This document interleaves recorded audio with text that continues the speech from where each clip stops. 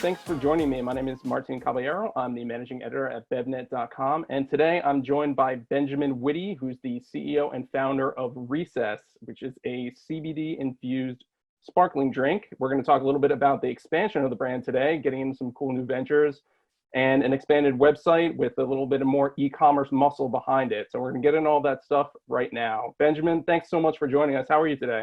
Yeah, my pleasure. Thanks for having me. Great to catch up with you. Yeah, it's good to do it virtually. So let's talk a little bit about the new flavors, I guess, to begin with. Can you walk me a little bit through the flavor innovation for you guys and how these three new flavors, which is black cherry, blood orange, and the coconut lime, how did this sort of approach take you to a different place than with the previous ones? Taking a step back, when I decided to basically proceed in kind of creating Recess and determining to try and basically build a beverage brand, I didn't come from the beverage space, and I saw an opportunity to develop a brand in a new way to break through. Like, I think beverage brands have the potential to be some of the largest brands in the world, and that the ones that have broken through to become, Red Bull, Gatorade, Bang, Coca-Cola, all had a novel way of marketing and kind of integrating into culture.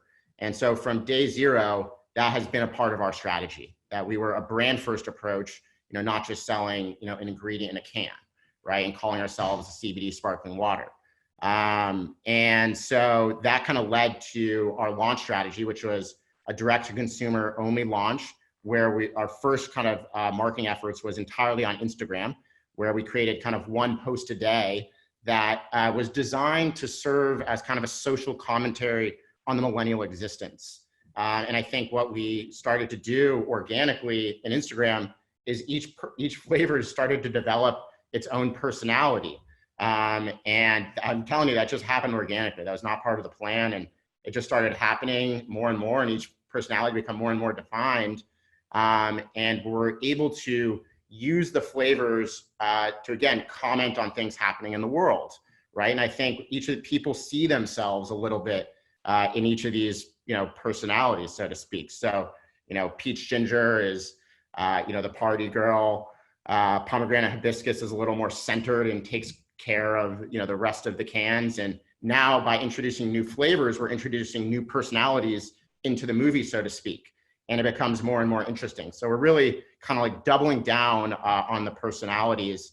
And you're going to see us kind of, do a lot with that moving forward. I think one of the challenges that most beverage brands have, with marketing is they don't have enough to say, right? And they're just marketing a name on a label. And frankly, their social media strategy is, a different photograph of the can or bottle from a different angle every day, right? And that's, I don't think, adding a huge amount of value to consumers. Versus Recess, the way we think about it is, what do we want someone to feel when they drink a Recess? We want them to feel thoughtful, clever, introspective, inspired, creative. And so our strategy is to create content ourselves every day that invoke those feelings. And so I want to, when you see our Instagram, the way I've thought about it is like, there's Recess you consume in your body and Recess you consume in your mind, and they're of equal importance. And I view our Instagram to date as a product in its own right? It is a form of taking a Recess, just like drinking a Recess is, and they're of equal importance to achieve our mission. You guys are going even deeper with that, with the launch of the Recess Realitywear, which is a clothing line, but it seems like it's a whole other sort of dimension to the brand. So, can you just tell me a little bit about that and what kind of defines that, that component of the company? Yeah. So like one of the things, again, going back, I kind of touched on this point earlier, but when I came up with the idea for Recess of basically, adding CBD to a beverage, my insight was that, CBD is going to be the caffeine of the 21st century, just a commoditized functional ingredient that's going to sit at the base of a category that enables a feeling just like caffeine does for energy. And importantly, they don't call the energy drink category the caffeine category. They call it the energy category. So it's all about the feeling that the ingredient enables, just like CBD. I don't think Recess is actually in the CBD category. I ultimately think this is like the calm and relaxation category, and it's CBD and other functional ingredients that are going to enable that feeling. And so I think I've always kind of looked at, because I didn't know anything about beverage, I started studying energy. And what you notice about energy is that the brands effectively became lifestyle businesses. And Red Bull focused on, basically integrating into the action sports community to create the association with having a Red Bull and getting stimulated. And they ended up basically sponsoring every athlete and sponsoring every event and basically building a media company on top of the action sports community. I think of Red Bull as a media company that for the action sports community that monetizes through selling cans instead of through ads, right? And what I observed at that moment when I decided to start Recess was that basically in the past brands were built on the shelf. Today they're going to be built on your phone, and that changes everything. I think the idea that you're going to build a beverage brand by just doing demos at grocery stores is over. Like that is one role in establishing a brand, but you cannot lean on that anymore. And in order to break through, you need to integrate into culture. And so what I think Recess does is following the model of Red Bull and for action sports and the model of Gatorade for professional athletics, we're focused on creatives. So music, fashion, art, design, internet culture, that's who we're speaking to. And that's the culture like we've truly integrated into thus far. So far, that's just by creating kind of content, primarily our Instagram, as well as experiences, the events we host, a couple times a week at our pop-up in Lower Manhattan at Recess IRL. And now the next natural extension is to create other things for them. And so I look at, to connect with creators, create yourself, right? That is our strategy. And as the world has shifted to I think one of the things I've observed about, the beverage industry is everyone's been talking about e-commerce for a long time, but the way they defined that was just kind of putting your beverage on Amazon and enabling an incremental revenue stream versus I don't think anyone's really thought about how you can use digital to innovate on brand building, right? And at the end of the day, the beverage space is the most brand-driven space on the entire planet due to the high frequency of use and purchase of beverages and the fact that, ultimately, it's three or four brands, sit on top of the category, and it's all about becoming, one of those brands. And so as the world has shifted to, e-commerce, I think the way in which you kind of break through and engage with consumers has changed. And so we think there's an opportunity to create clothing and other objects for our community that they're going to buy and pay for from us, right? And that serves as a form of marketing themselves.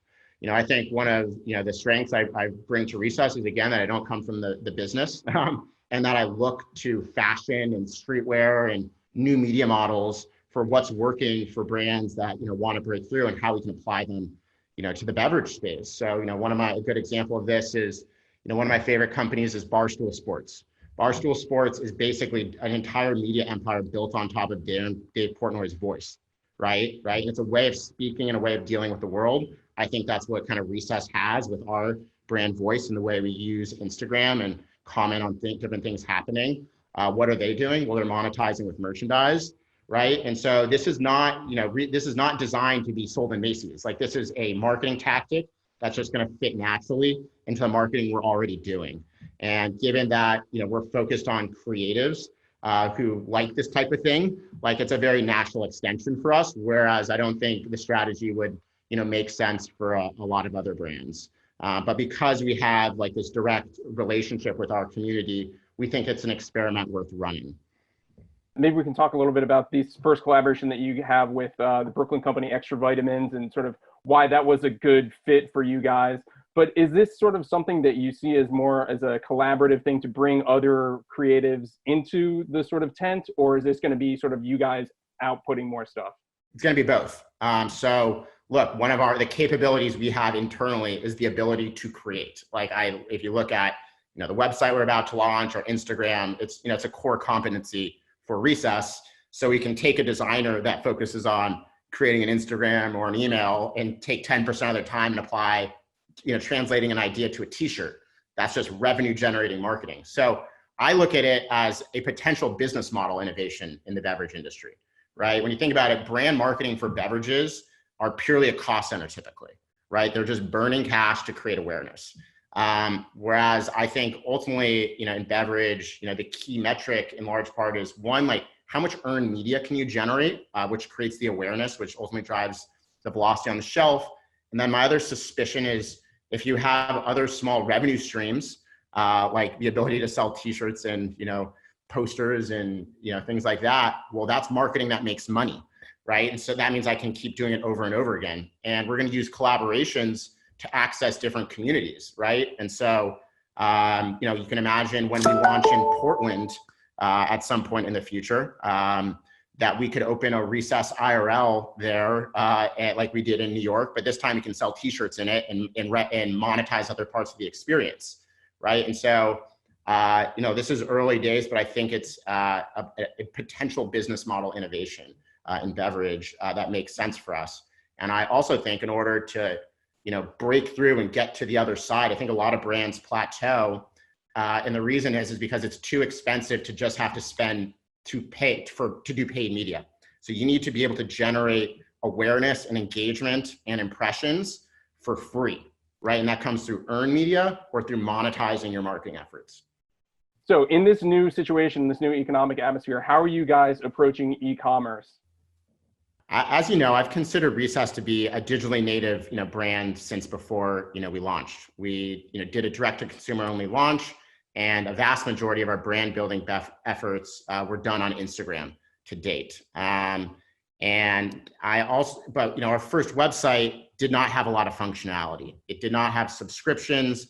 It didn't allow us to sell other products potentially, which was always, part of the vision. And so, basically starting last fall, we decided to basically, initiate a huge effort to rebuild our e-commerce infrastructure. So that's our kind of consumer e-commerce experience, which enables subscriptions for consumers, which is obviously, a popular feature for many CPG companies. And that's not particularly innovative, but one of the things we've seen with Recess is that, taking a recess pretty quickly becomes a daily habit in people's lives once they start to drink it. And so adding subscription is a natural kind of extension and offering that we want to provide our consumers. However, the other thing we observed with Recess was that we got a huge amount of inbound demand from retailers all over the country and actually the world that want to carry Recess. But we only have DSD distribution in a few markets. We're in New York with Big Geyser, we're in LA with Classic, we're in Austin with Dynamo, we're in Chicago with Lakeshore. But we were getting, dozens and dozens of inbound leads a week from smaller retailers, from yoga studios to cafes to regional grocers that wanted to carry Recess in markets we were not in. And so we developed a program called Recess Direct to Business, which allows us for retail partners in any market that we don't have DSD coverage to buy directly from us at wholesale prices. And the economics make sense for us because, frankly, it costs the same amount of money to ship a Recess as it does a LaCroix. It's really that simple. And so we can do wholesale delivery for retailers around the country. And because we have a lot of awareness and organic traffic to our site from both consumers and retailers, we wanted to create a way for them to buy too. Now, when we launch a DSD, when we decide to go into a market and put feet on the street, we will transition those accounts over to the DSD distributor. So it's not competitive to DSD. And in fact, it's in their interest because we are seeding the market through direct to consumer and through direct to business before kind of DSD takes hold. So this is complementary still to the existing DSD strategy that you guys have been building. This isn't sort of a replacement or anything like that. Correct. You cannot, utilize the Recess Direct to Business program in New York because we work with Big Geyser in New York. Now, Ben, you are a young, growing company. This sort of, obviously the pandemic hit and is causing a lot of economic uncertainty. What have you sort of done to sort of, preserve cash flow or just manage the company so it can get through the other side of this situation, hopefully soon? Yeah, absolutely. Look, I think, as the industry knows, the CBD beverage category has been challenging because of the lack of regulatory clarity by the FDA. Now that was true before COVID came, and then COVID came. And so I think it's an additional thing, to navigate. However, I think in large part what COVID's going to do is accelerate the, pre-existing trends that were already happening and accelerate the transformation of the industry in a way that plays to our advantage, right? Like we were investing in e-commerce and building a brand online since the day we started. We didn't just start doing that yesterday, right? We have this launch coming up, which is well suited for this moment because even before we are launching this new website, we've seen a 4x increase in our e-commerce sales organically since before COVID. And so this is, we think, is just going to accelerate that further. And by introducing new flavors, which are a great complement, and even better, we think that's going to massively, improve retention.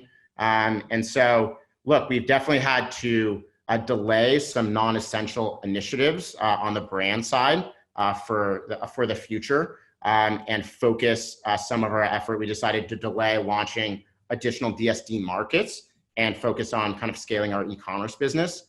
But I've always taken a very long-term orientation on this category.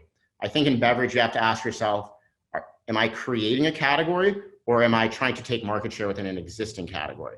When you're creating a category, it leads to a much different business plan, right? Where all that really matters is being the category defining brand or one of the top 3 brands, because that's where all the enterprise value in a category is going to go to. My favorite stat in the beverage industry that I believe tells you pretty much everything you need to know about beverage is that White Claw has about 60% hard market share in hard seltzer. And that's not because it's necessarily the best liquid.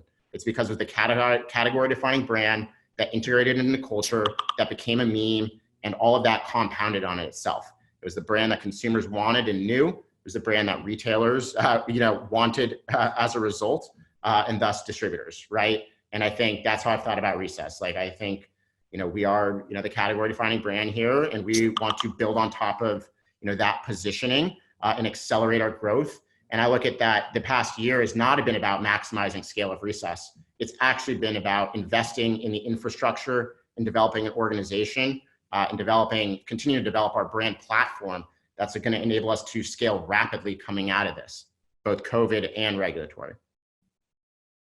As you sort of look to add and build out this brand, first is beverage, now clothing, what's on the dream list of other places you can go? Look, I think, one of my, theories is that consumer brands, this doesn't just apply to beverage, are increasingly becoming media companies in a certain way. I think this idea that, again, you could build a brand by just doing demos in grocery stores is done. I think this idea you can build a brand by just doing paid Instagram ads or paid Google ads is done. I think content first brands are going to be the ones that break through and are able to connect with consumers every day. Consumers today want to, feel seen by a brand and, ensure that they have the same kind of values and mentality that they do. And the way we kind of convey that is through our content. And we think, given that we're going to have 2 potential ways to monetize content through our e-commerce beverage business, as well as potentially apparel and objects within Realitywear, we think we can continue to layer content on top of that, that we monetize through those products. And ultimately that drives the awareness offline at retail, which is what drives the velocities. I'm 100% convinced that Recess has the strongest velocities because of our digital presence, right? And I think that was a lot of people in the beverage industry, frankly, didn't get that, are starting to come around to that. But it's pretty obvious that if you look at any other space in the world, it's being transformed through technology. And that today, brand and culture is created on your phone, not in the aisle. And I think that's just a reality. And I think that's one of Recess's strengths, is our ability to create culture and integrate into culture. And if you look at the brands that break through versus plateau, the ones that break through are the ones that integrate into culture. Look at Bang. Bang, I love Bang. It's like the polar opposite of Recess, but that's what makes it so awesome. It is all in on its approach and who it's speaking to and how it's speaking to them. And as a result, it's broken through, and look what happened, right? And there's other brands that, we all know that I think are very viable, but then they plateau because, if it's not organically spreading virally in society, it's too expensive to scale, right? And it's the brands that, break through are the ones that stay. Real quick, I just want to wrap up on this last point. I know you've taken a pretty central role in advocating for regulation to be changed and sort of in conversations with the FDA and legislators. Can you give us at all sort of an update, or just how are you sort of feeling about how things are progressing at this point? Yeah, look, so late last year, we all recognized that the main constraint in the category and in the recess business, was regulatory. Like when recess is on the shelf, it moves. Can't get on enough shelves because national retailers and distributors are looking for further regulatory clarity from the FDA. So as a result, I started to get much more engaged on regulatory. So I joined the board of the US Hemp Roundtable, which is led by Jonathan Miller, which is the main advocacy group in DC and on the state level for the entire hemp industry. That includes the farmers and the cultivators to the processors to many brands. Interestingly, there's not very many beverage brands in the group advocating here, even though it's even a more controversial issue than CBD as a supplement. And I started working closely with Jonathan Miller, and 2 weeks ago I was appointed to the executive vice president of the group. One of the things I've been advocating for is the importance of not just providing clarity for supplements, obviously, but food and beverages as well. And that the big opportunity for CBD for farmers is actually beverages. It's not supplements. That's an opportunity, but it's not large enough, many feel. Many hemp farmers believe that the CBD oil space is not large enough for it to be a sustainable crop for them to grow, and that they need to be able to sell to beverage companies as well, right? When we talk about food and beverage, we're really talking about beverage, as we know. And so I was part of a call with Mitch McConnell a few weeks ago where I educated him about the opportunity for beverage. And also while believing that I think one of the things I've been calling for, we want to be regulated. We're not calling for no regulation, we're calling for regulation. And there needs to be a maximum dosage, per can and on a daily limit.